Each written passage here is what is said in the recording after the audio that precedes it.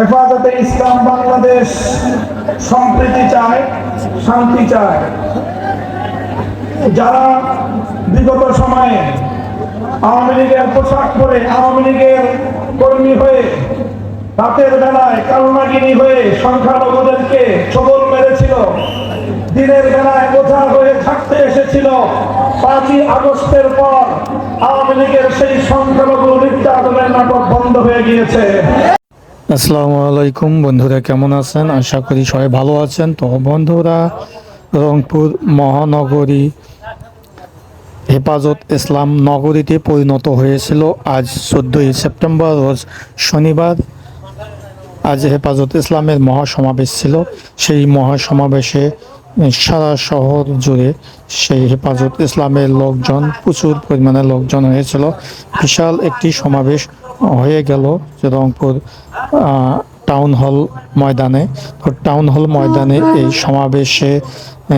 সমাবেশটি পুরাটি উপভোগ করুন। ভালো লাগলে লাইক দিন, শেয়ার করুন বন্ধুদের মধ্যে, আর অবশ্যই আমার চ্যানেলটি সাবস্ক্রাইব করে অল নোটিফিকেশনে ক্লিক করবেন এবং ফেসবুক থেকে যারা দেখছেন পেজটি ফলো করে পাশে থাকবেন।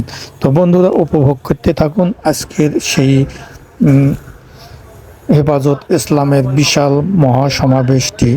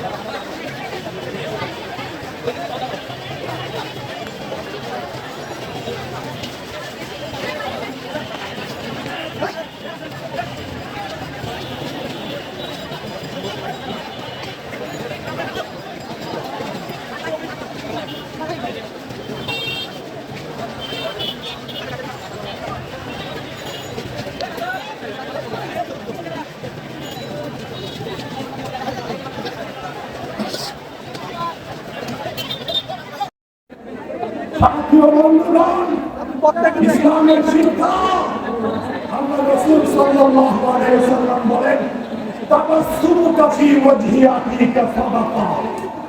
তুমি যদি কারোর সাথে মুচকি হেসে কথা বলো, তোমার আমলনামায় সত্যবানের সমান ফল দেওয়া হবে।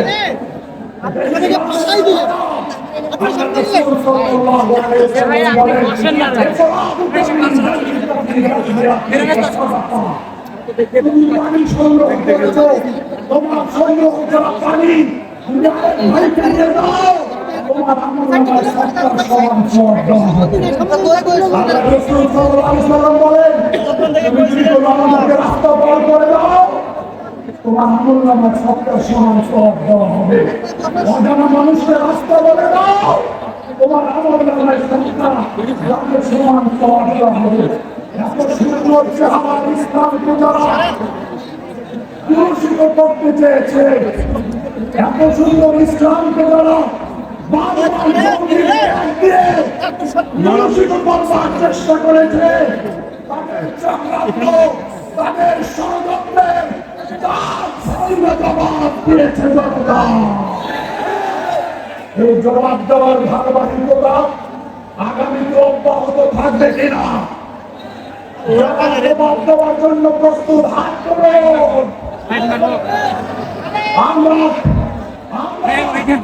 বাংলাদেশ ইমানদার ইসলাম প্রিয় জনতা, শান্তি প্রিয় জনতা, যারা শান্তি চায়, নিরাপত্তা নিয়ে বসবাস করতে চায়, আমরা সবার জন্য বাংলাদেশকে একটি নিরাপদ, কার্যকর, সফল রাষ্ট্র হিসাবে দেখতে চাই।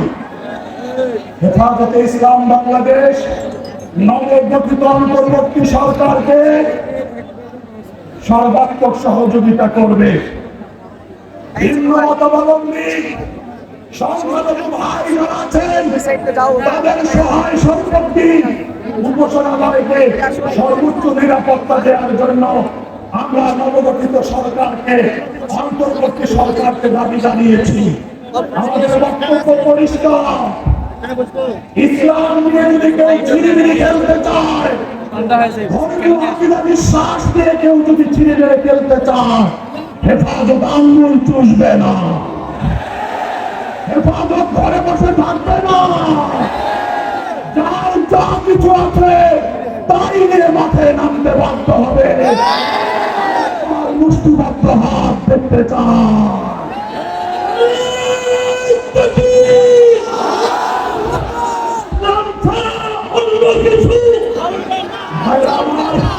সর্বশেষ যে আয়াতে কারিমা তেলাওয়াত করেছি, আল্লাহ বলেন, যারা জালিম, যারা শিরক করে, যারা পাপিষ্ঠ, তাদের দিকে একটুও ঝুঁকতে পারবা না, একটুও না।